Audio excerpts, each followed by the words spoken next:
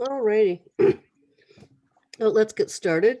And I don't mean to make anybody feel bad, but I do thank anybody who has the camera on. I understand people have like people running in the background, but it just is nicer to not talk at your own face. So seeing that there's actually somebody out there listening makes it so much easier. If it's just names, it's painful. So thank you for that. Also, I have everybody come in automatically muted, but feel free to unmute yourself. Just go to the top right hand of your little picture and it'll give you the option to unmute. If at some point I'm in the middle of a sentence, just kind of like this and I'll shut up so that you can have your chance to speak. Because I do want to get everybody involved in this. Before we kind of like get into anything, I'm assuming a number of people just have questions.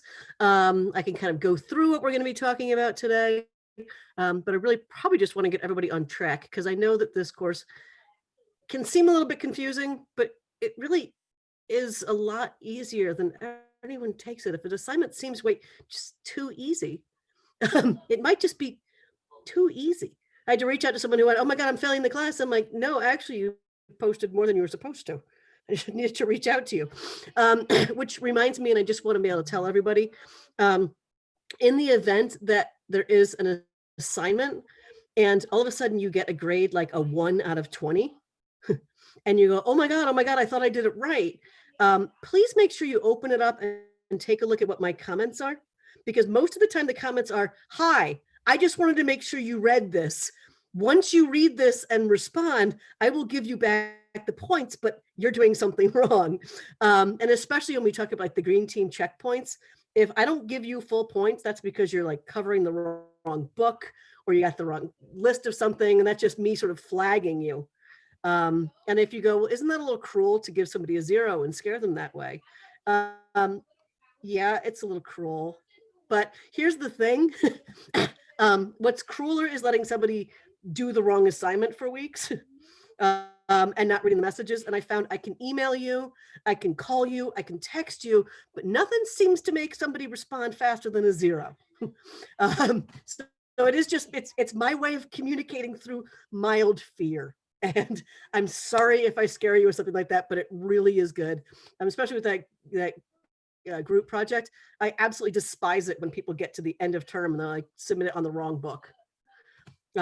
So if you do get some grade like that seems weird, please reach out to me and we'll fix it. If it says 0 in plagiarism, don't do that ever again, please. So before we sort of start talking about anything else, does anybody have any questions they wanted to ask? Okay, so John Tango up first. Audrey, I'll get you next. Okay, so a quick question about the checkpoint. Mm-hmm. Due at the end of this week. Yes.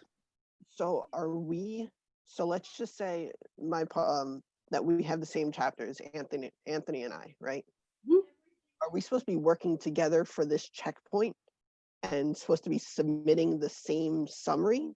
Or is this like an individual summary? Like I do my own summary, Anthony does his own summary, and then afterwards, then we come together. Yes, I want you to do your own summary. So what this first checkpoint is really all about is making sure that you have checked into the group discussion board. That's why I asked for the list of all the people you're working with. Okay. And I will show you how to do that in case you're confused, because there was some people who were confused today. I want to make sure that you're working together as a group. And then for those of you who I call them the subgroup and then the group. So you're in group B, I believe. Okay. So you're in group B. Group B has 6 people in it. So I want to know the names of those 6 people in group B. And then I want you and Anthony to talk it out. Like you're assigned 3 chapters and the introduction, right? Mm-hmm. So I want you guys to figure out how you're going to divvy up that work. So if it's one person does the introduction in chapter 5, the other one does 6 and 7. That's what I want to see. I want to see that you've done that, because when it comes time for grading, I'm grading you, John, on what you, John, created. And I'm grading Anthony on what Anthony created. So if Anthony, he's not here so we can say it, creates something horrible, John doesn't suffer for it. And so, I mean, that's what, because I know that people hate the group projects, and you hate a group project because you worked so hard and somebody else gets a good grade and they didn't do anything. That doesn't happen here. And I want you to decide it now. So if at the end of term, and I've had this happen, where one student submitted chapter 5 and 6, and another student also submitted chapter 5 and 6, and they both went, well, they did it wrong, I did it right. I get to go back to the checkpoint and go, actually, Robert did it right, John did it wrong, because I have proof. So it's me trying to protect you guys so that nobody gets slammed for that. Make sense? Got it. I understand it now. Thank you so much. You're welcome. Now before we kind of go into that, just to show you guys, because it is a question I knew was going to come up right away. So again, we've got 2 different sections. So the 7-week people are obviously a little bit ahead of the other ones, but all of you have the same thing. If you go into the course and you go into discussions, and again, I know there's a lot of discussions in this class, it's just because that's the easiest place to do communicating with others and working with others. What you will see here is in each one of your courses, you'll see this thing called Green Team Project Discussion. That's where you want to go to work with your team. So if you go to this discussion, mine's going to look a little different, obviously, because I have 3 different teams because all of them are here. This will say, this is a group discussion.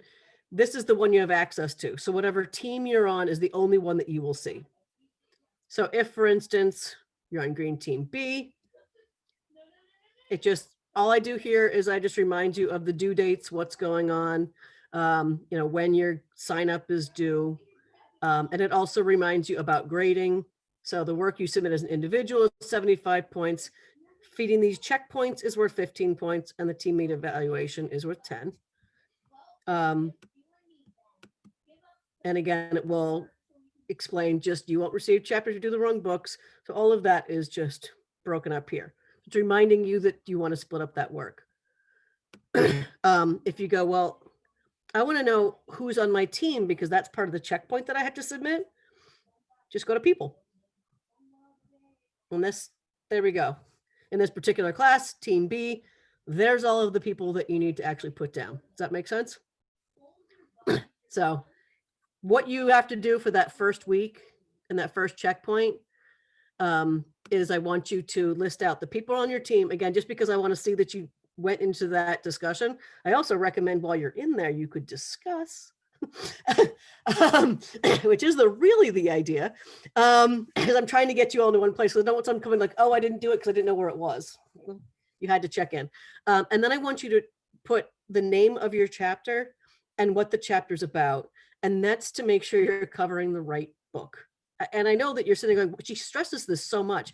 No idea how many times I stress this. And I still get people who hand me a paper week 15 that's on insulation. It should not be on insulation. So I'm trying to make sure that everybody's on that same track. Does that answer your question? Okay. Yeah, that answered my question. Good. Thank you. And Audrey, I believe, had another question. So one of my questions was the same as John, so thank you for answering it. So on Sunday, I reached out to my partner because I'm in a group, like I have a partner for my section.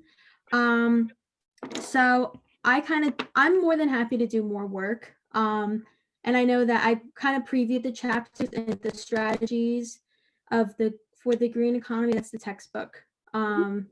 Okay, so just wanted to make sure. So I previewed the chapters and I decided like what chapters I'm doing. Would I write those 2 chapter summaries for my checkpoint assignment this week? Yes. And so and again, as far as a summary, I just really want to actually next week, you guys have another assignment, which is an actual summary. This is just describe it. This is just me making sure that you have the right title and you know what you're talking about. Oh, okay. So just describing like what your topic for that specific chapter is. Yeah. This is called Green Up and Green Out. It's about, how to make changes or, get out of the business. Or, I'm doing Coke and Levi's. It's about Coke and Levi's and their sustainability systems. It really is. And again, if something seems really hard, it's probably you're overthinking it. So I really want to see a list of people and a list of chapters, and I want your chapters to be different from the other person in your group, because I'm going to check that. So I want to make sure that, as you mentioned with John doesn't say I'm covering the intro in chapter 5, and then I go to Anthony and Anthony says I'm covering the intro in chapter 5, because I'm going to go, okay, you two need to start talking again. So that's just me making sure that you actually are communicating with the other person. Make sense? Okay. So in that team discussion board, should I mention like introduce myself on the discussion board, but also mention like I'm doing this part of the team C, these 2 chapters? Yeah. Okay. And the other discussion board is really a place for you guys to say, okay, everyone understands their assignments. Does anybody need help with anything? Does anyone have any ideas? Posting up your presentations. Ideally, I can tell you, these are the classes that get the A's. The people who get the A's are the ones who use it and go, hi, here's my presentation. Can anybody just proofread this? Am I missing something? Double check each other against the rubric. Because nothing drives me crazier when I get it. I'm like, hi, you have no external resources. People go, yeah, and I'm like, that's 10 points. So could you give me the external resources? Because then if you don't have any external resources, I can't give you the 10 points. Or I have no application to life. And I'm like, that's 20 points. Or people who, for reasons passing understanding, rather than summarize the chapter, found something on the internet that was vaguely similar and went, here, I'll give you this instead. I'm like, no, I want the chapter. So when I go through grading, the most frustrating thing with me with rubrics, and I know people like rubrics because it tells you what to do. The most frustrating thing with me as a grader with rubrics is when somebody presents a really good presentation, but they're missing something that's in the rubric, because I can't award points if you didn't do it. So that's why I say, just double check each other's stuff, or even, sometimes, especially PowerPoint doesn't spell check. And even sometimes things that do spell check with very interesting word choices. So just double check things like that. So that's where I'm using discussion to give you guys a chance to answer questions back and forth. Make sense? Yeah. Thank you. You're welcome. Any other questions?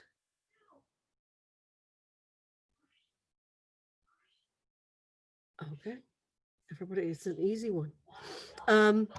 So if we start talking about this week and what you're being asked to do, again, we do have 2 different classes.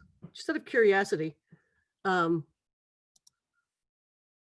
many people here are, raise your hand, how many people here are from the 15-week version of the class? I am. Okay, and the rest are all the 7-week version? I am too. I'm here for the 7-week. Okay, so we've got a mix of the 7 and the 15. Again, the content is the same. The difference is, for those of you in the 7-week course, you've done an EcoU and a blog already.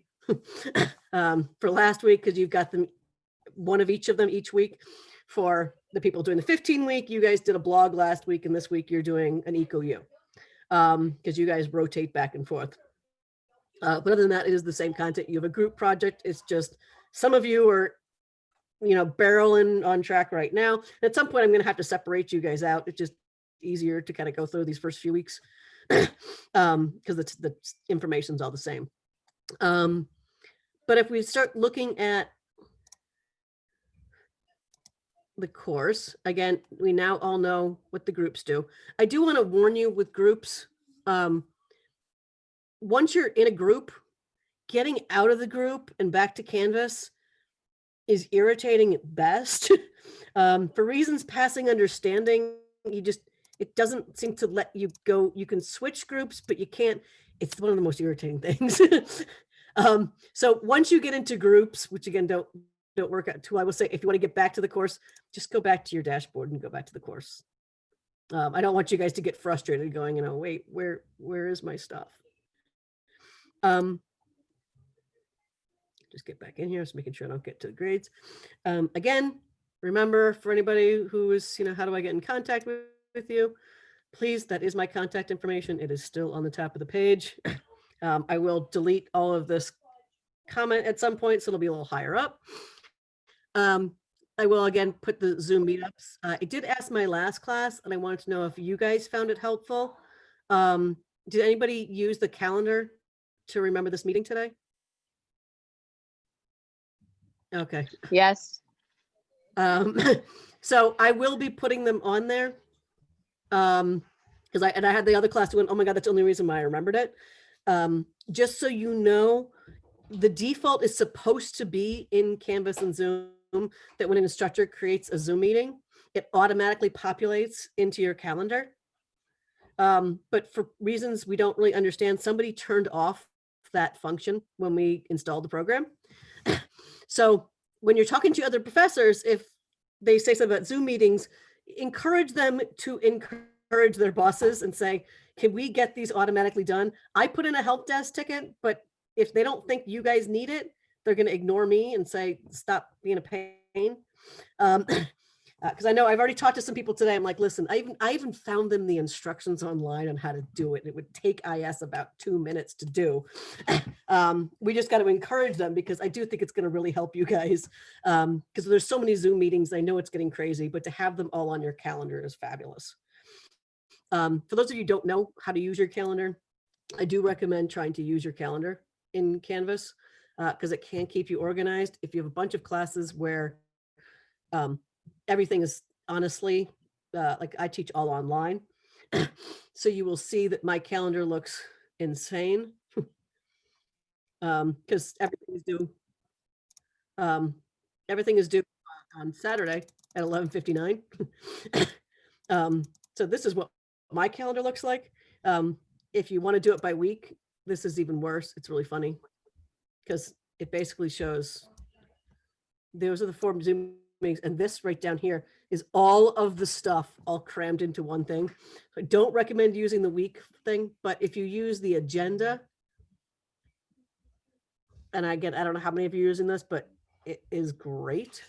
If you use the agenda, one of the benefits of agenda is, I will show you. Oh, come on. Here, I'll show you with the 9th. Is Canvas does this for you. If you hadn't noticed, when you finish something, it crosses it out. And I don't know about you, but I like making lists and watching things get crossed out. Knowing that like I had all of these things to do and everything is done except for this because somebody posted late. But this shows me what I've graded already. So those are the things that were posted a little bit late, but everything else just crosses right out for you. So I do strongly recommend using the calendar as far as keeping yourself organized. Some of the things, sometimes these disappear and you have to turn classes back on, but that's easy enough. You just push the little button and it turns it on and off with the color. I also color code everything because that's the kind of person I am. So you guys are different colored greens. So again, I just, trying to help you guys kind of stay organized because I know there's a lot going on with your courses right now. Now let's go back to here. So in both classes, we're really kind of getting into the textbook right now. We're talking about ways to go green. I will tell you, if you look at the 2 e-texts, we'll pull them both up. The book that we're doing right now is the Greening Your Home book. And when you look at this, I'm going to tell you, I already know you guys are going to start saying this, which is, I don't own a home, so this class doesn't make any difference. It doesn't apply to me at all. That is not true. First of all, if you live in a place, that fits with what we're talking about here. But what this particular book is it's, unfortunately, I just kind of switch around books with this class. It'll give you different options. We're going to start with talking about things that you can do on a daily basis. Things like, recycling, reusing containers, exactly, how to package things to make it a little bit of a difference, shopping tactics, all of those different things. We will also focus on some weeks about how exactly to change around your home. So if we start looking at material changes, for example, we're going to be talking about things that I guarantee you're not going to do. Unless you guys are, is anybody here planning on building a wall in their house? No, okay. So for instance, this particular chapter talks about how to build a better panel so that you build your house. I am fully aware that nobody here is actually planning on building a wall in their house right now. But if you actually start looking at it, it gives you some of these explanations that you can later move on and get ideas, and saying things like, you know, well, we could take something that's basically waste products, like it is when we look at SIPs. They're basically, you know, a bunch of wood chips with a piece of foam in the middle, and how that turns itself into a wall. If you've ever seen one of these these buildings be put up, it's pretty amazing how people can like basically sandwich these buildings together. And it just gives you ideas about how changing the way you think can help you come up with a better solution. So that's what we're going to really start thinking about with this chapter, or each one of these. You know, looking at the environmental impact. While making a small change can affect the environment. Health impact here. What about this? Paint is one of the big things that I'm sure everybody here has, you know, even if you're renting. I mean, I remember in my dorms, I painted my walls. But things about, you know, changing your paint. Did anybody here already know that their paint was full of toxins? If some people nodding, other people like, it can't be too bad. You know, I remember the first time I was pregnant, because that's when you really start caring, right? And I was like, oh, I can't paint the room because it has all this, you know, these toxins being released. I tried to convince my now ex-husband. I was like, you have to paint the baby's room because I'm not allowed to paint. And then he found out that I knew about this paint, and I just tricked him into painting, because this paint isn't toxic at all. But at the time, it was really hard to find this. Now, if you go down to Home Depot or Lowe's and just say, I want Lovac paint, they've got shelves of it. And here's what I don't understand about some of these things. And volatile organic compounds, they're toxins. If you had a chance to paint a wall with something toxic, or if you had a chance to paint the wall with something non-toxic, which would you pick? And before you say anything, the non-toxic stuff is just as good as the toxic stuff. That's all I'm going to say. So that's what we're starting to say. Like, let's look at making little differences that can really make a difference in our health, not just in the rest of the place. I'm not going to make you understand exactly how paint is created and why it's a big difference. But the answer is the thing that makes it wet and not dry can either be a toxic wet thing or a non-toxic wet thing. But once it's gone no matter what. You know, I heard paint was bad. That's lead paint, and lead paint is bad no matter what. So if you live in an older house with lead paint, don't lick the walls, which hopefully you weren't going to be doing anyway. So when we start looking at these things, you might start looking at them, as I said, it seems a little bit strange of, do I really need to do this in my life? And I think with the paint, the answer is yes. But in other cases, it's more the case of realizing that these different substances are created for a different reason. Do you want to be sustainable? Do you want something that lasts longer? Do you want something that's healthier for you? Do you want something that is really simple to use? Do you want something that's really efficient? And so that's what we're talking about. There are just different examples of things that fit into those categories, so that you can understand that eco-friendly living is not just about sustainability. It's also about healthier air. It's also about lasting longer. It's also being more efficient. So if that makes sense to you guys, even if it starts to see, like, here's one with insulation, which I don't know about you guys, I could use right now. It's pretty cold out there. But it looks at, you know, exactly what do you put in the walls to insulate. Now, we use big pink fiberglass and insulation, but in ye olde times, I don't know if anybody here is into watching, like, you know, home improvement programs, or I know some of you guys are actually into interior design. If you go into some of these old buildings, they, like, you know, pull up in the walls and they find like newspaper jammed in there, or old jeans, or just old stuff. And the answer is what people used to use to insulate their walls was whatever they could find. And it just stopping up the holes. So, you know, trying to figure out how to do that. So again, when we really start looking at this Greening Your Home book, some of it's going to sound like, I don't know if this is too useful, but also realize that in the future, it's actually going to be, and we kind of jump around as far as chapter to chapter, because I do like to kind of mix things up a little bit. But we'll also be talking about things like, how to change how you buy food. And there's gonna be a lot of stuff added to this class that's outside of the textbook, especially module, let me figure this out. There's a couple of modules where it's everything that we've got is totally off text because there were topics that I really wanted to talk about. So if you look at the syllabus, we start with the introductions and then we start with, chapters 21, 29, 22, and 23. And you're like, really? Can you go in orderly? There is a logic behind them. I know it sounds crazy, but you'll look at that and that's basically saying, we'll start off the chapters with here's stuff you're actually doing in your life. And then after we do 29 through or 22 to 29, then you kind of go to sections 1 through 10, and then we do 10 through 11, but then we add 27 and 24. It'll make sense. It used to be jumping around in the book a little bit, but once you do, you're going to understand how it really does make sense the way I grouped them together rather than the way they grouped them together.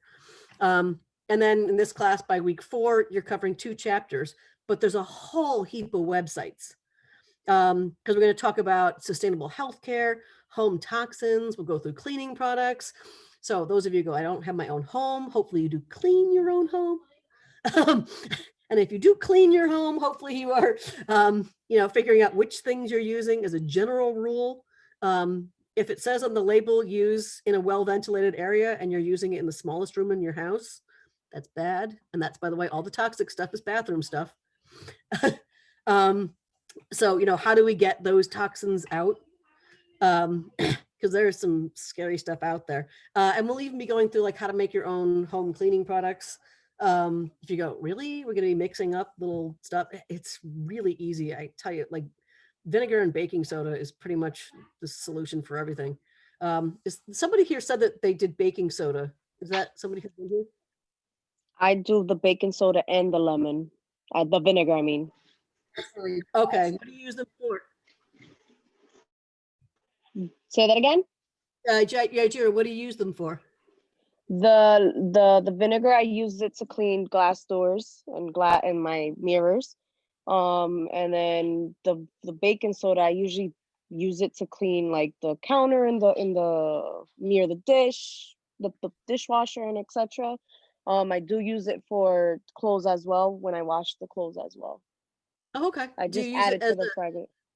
Do you use it for odor reduction as well? Yep. Okay. In the refrigerator. I put Yes. a little. Yep.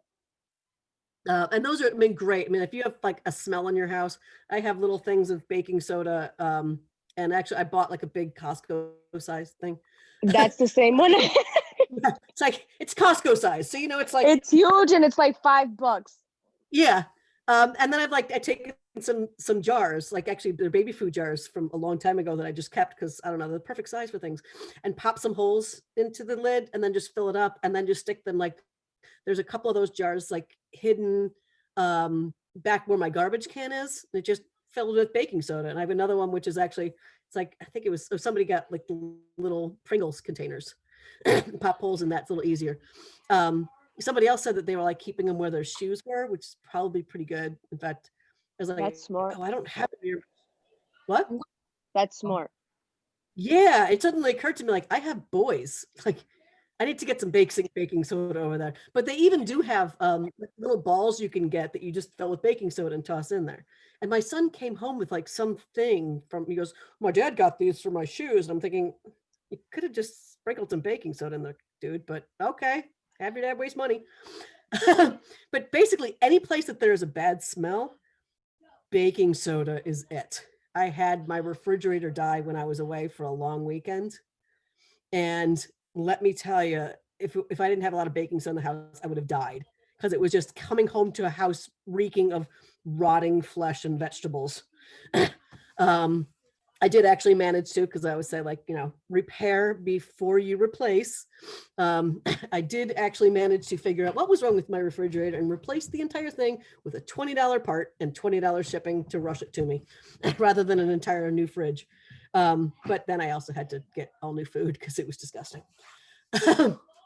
But I mean, those different things, like for the cleaning products and like the vinegar as well, it's just fabulous. Arlenis, you also kind of logged in and kind of waved. Did you have something too?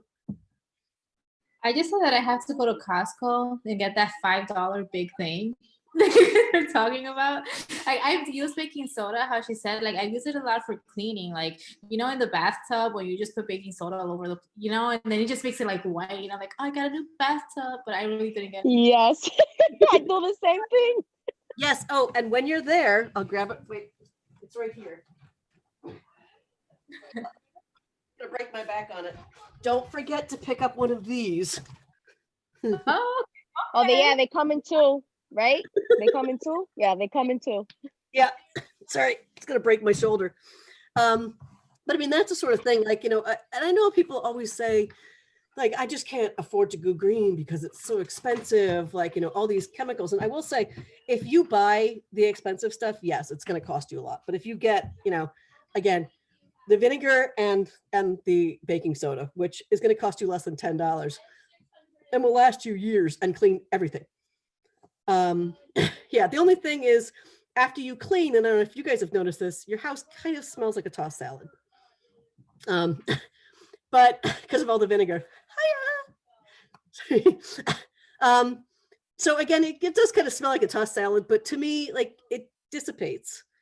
And I don't know about you, I have asthma. If I clean with bleach, I can't breathe for 2 days.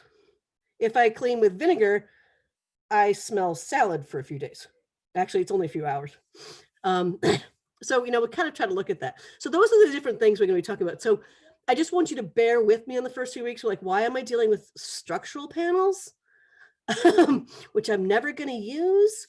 Because we're going to really get into some of the other stuff. But the other stuff really does have some good ideas. And for the fashion people, we're also doing fashion. We'll also talk about furniture for those people who are redecorating. And then we're going to get more into the business side, which is what your chapters are all about.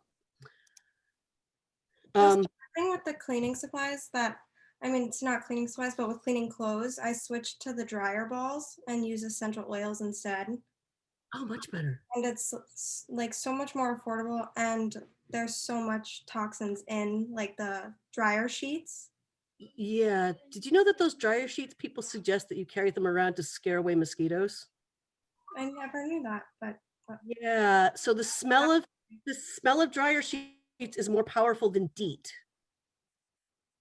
That's all I'm gonna say. I haven't done, because it was sensitivity to cells. I haven't done. Have you actually? So the dryer balls actually hold essential oils in them? you just put a few drops on the dryer balls. Okay, I haven't tried that. I just have like the ones that don't. Rachel, yeah.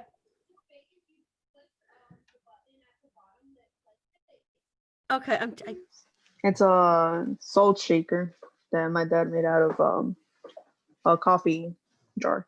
Oh wow, that's great. Yeah. And I see you have the rice in there too. Yeah. To control the flow. I have some that are created from small beer bottles. Because they seem really, they're the little mini Coronitas. And I saw them at a restaurant where they had little tiny Coronitas, and so I ordered the little caps. So, you know, in the summertime, we can put little beers for our salt and pepper.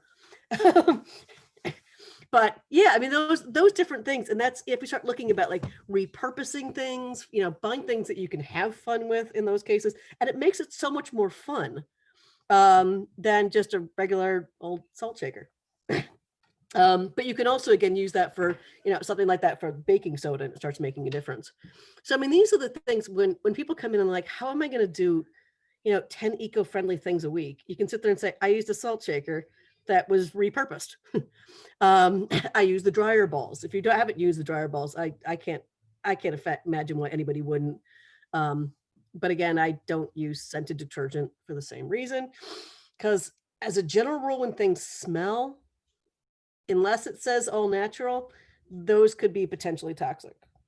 And I'm afraid that the same is true of some of your candles if you guys are candle lovers. But Lying. seriously? Yeah, I switched to the soy candles to avoid Soy like, candles? say that they're bad for like dogs too. A lot of them, like Bath and Body Works and Yankee Candle, are apparently unsafe. Yeah. I And have a lot of them too. especially if you have little ones in the house, and I think you might have a little one because it just ran by. Yep, yes, she did. Um, Okay, thanks for the update. I will be switching. yeah, we're gonna go through a lot of this with the things that have sense in the class. You know, I've had asthma my whole life, and you know, I was that one kid who was gasping for breath because way back when I was in gym in high school, nobody had asthma. It was just me. I was the only loser, and now everybody has asthma, and it's because there's so many more toxins in the air. Yeah. But I used to, you know, I used to clean my bathroom, and when I had the kids, I was like, well, I need to get the kids out. I need to make sure that they're not away because I don't want them breathing in this stuff because they have young lungs. And then it occurred to me, like, yeah, but I have old lungs that need to breathe too. And started like putting things out. Like if you've bought, for those people who have kids, like the Dreft detergent, which is like stupidly expensive, the baby laundry detergent, all the baby laundry detergent is scent-free detergent. It's just scent and dye free. And I was like, and I'm looking at it, I'm going, I'm gonna pay 20 bucks for that. And I looked, I'm like, why don't I get that scent and you know, that free stuff from Arm& Hammer for an eighth of the price? Because I'm cheap. And I got it and realized it's the same thing. Like one is like, oh, this is for baby. I'm like, yeah, this is for baby too. And you know, they're like, well, you know, wash your baby's clothes in the scent-free stuff. I'm like, well, if I'm washing my baby's clothes in the scent-free stuff so they don't breathe in the smell, and then I'm washing my clothes in the stuff with scents, and then I'm dressed and holding my baby, isn't the baby still smelling my clothes? So then I was Even like, if that baby detergent, it irritates some baby skins because since they're so sensitive. Because I did use that. I want to say for about 2-3 weeks after my daughter was born, and she started breaking out in hives, and it became eczema, which it cleared up, but it was due to the detergent. yeah, and that's why like free and clear, free and clear, free and clear. My boys have never known anything. Well, they go to their dad's, and their dad uses scents, but they come back here and it's all free and clear. And babies are a lot more sensitive. Even my big guy who'd be mortified to hear me saying it, he's downstairs, who's like now 15. Yeah, you put anything on him, even baby lotion would cause him to break out and be in pain. So I had to get calendula, which is totally natural stuff, down at my local hippie shop. But I mean, that's where a lot of people really kind of get into that when they start realizing, wait, my baby's breathing that in, but we need to keep that in mind for us as well. And so I'm going to make sure that we get lots of these really practical, useful things in here. And that's where you're going to find, like, if you really kind of get into it, that list of 10 things is so easy to do each week. Just the little things, we'll come up with new ideas in here. And again, if you can't find ideas, that's what you use the blog for. But just coming up with, you know, new and better ideas every single day. And that's kind of where we're going through this. I know I've kind of like gone through a whole bunch of the class. I do that, by the way. And then if you raise your hand and ask a question, I'll backtrack to something before. You know, I've been teaching this class, well, since it started because I created it. You know, somebody came to me a few years ago and they said, students don't like environmental science. I said, why? I said, it's too sciencey. It's not practical enough. So I said, how about a class where we say, this is what to do that's practical? And they went, oh, that seems like a good class. And somebody today goes, I've never, or in one of the discussions went, I've never taken a class like this before. Well, I'm not surprised because I created it out of my head.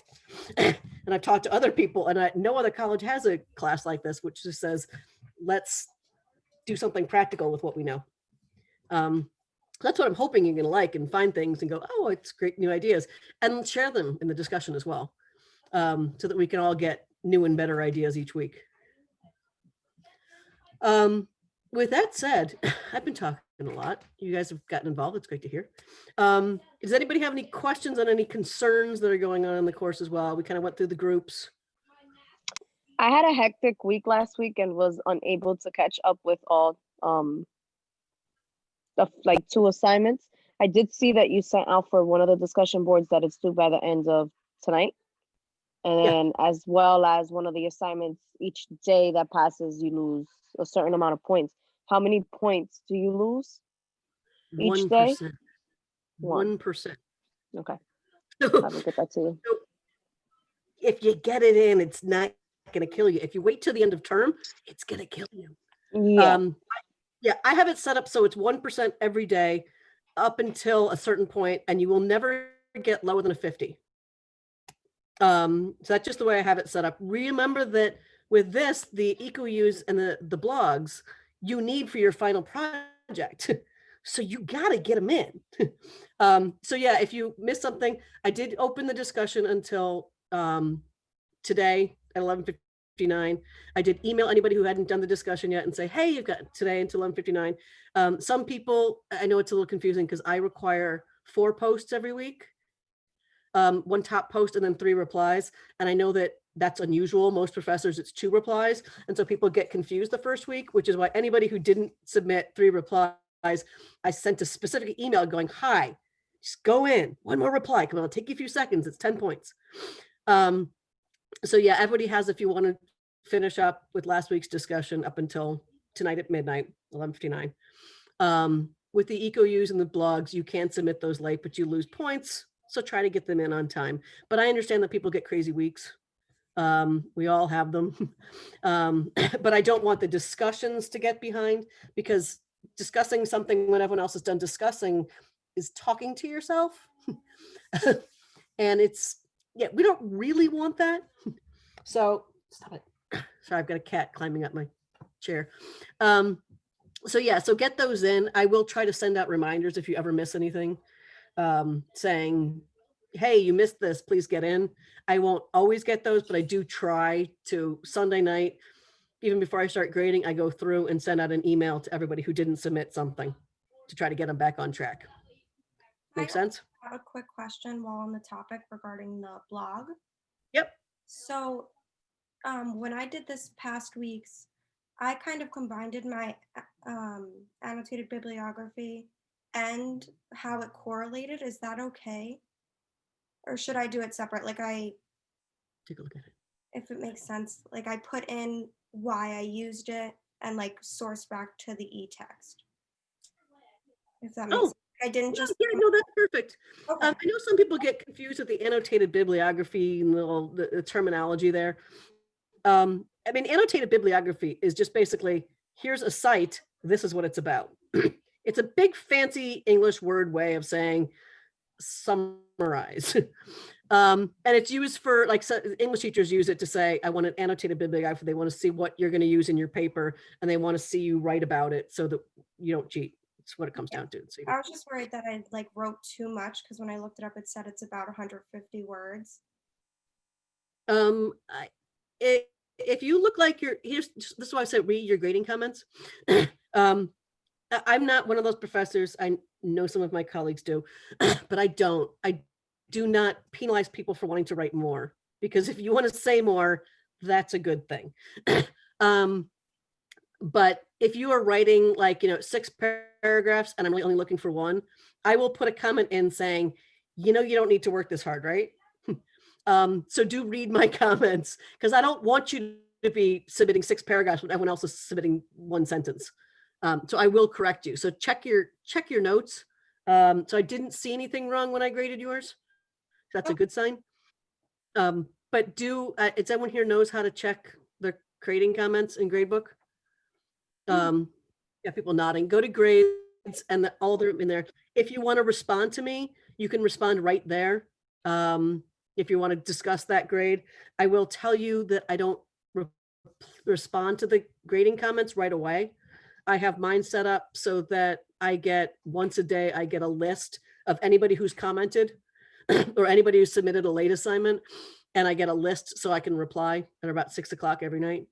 Some I might reply to sooner, but for the most part, they're kind of hidden from me otherwise. Make sense?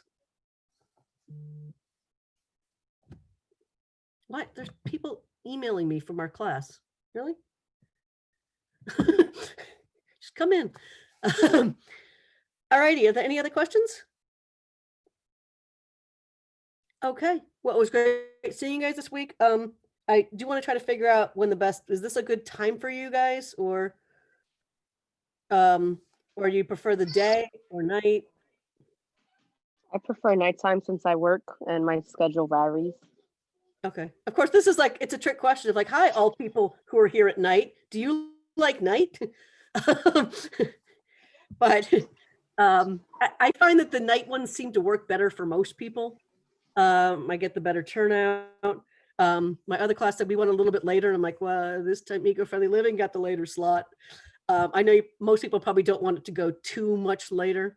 I might shift them to 6:30 and 7:30 just because some people are having a tough time rushing home from work and making it to a meeting in time. But if it turns up, everybody prefers these different time slots, I'll do that. If you do have a problem, realize you do not need to come to these. They are not required. They're here to help you, have us chat about some things, get some issues out there. And I'm going to try to keep each week to 1 hour because I know that you guys have 3 or 4 other classes doing these as well. And it's a lot of work, but I am here to help you and not to give you more busy work to do. So Professor, if for some reason, like after work, I cannot make it on time or something, and does it really affect my grade like a lot or? It affects your grade not at all. Okay. I am actually not permitted to let it affect your grade. What I will say is whatever is covered in the meeting, you are required to know. But as you see, it's just us talking about the book. It's us talking about the class. It's me answering questions. I will record. I'm recording every single one of these, and they will automatically go into your course. So if you go to just so you can see, so you can find it, just in case you don't know, this is happening in all of your classes. So even the professors who don't know this is happening, it's happening. If you go to Zoom, it will show the different meetings. And you see up here, it says upcoming meetings, previous meetings, personal meeting room, and cloud recordings. This doesn't have any.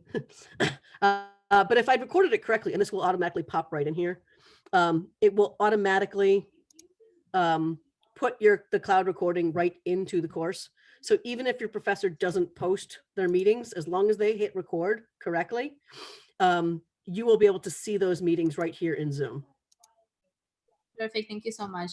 And sorry, I have a ghost in my living room, but it's not real. What? It's like I have a ghost in my living room, but it's not real. Oh, you got a little ghost.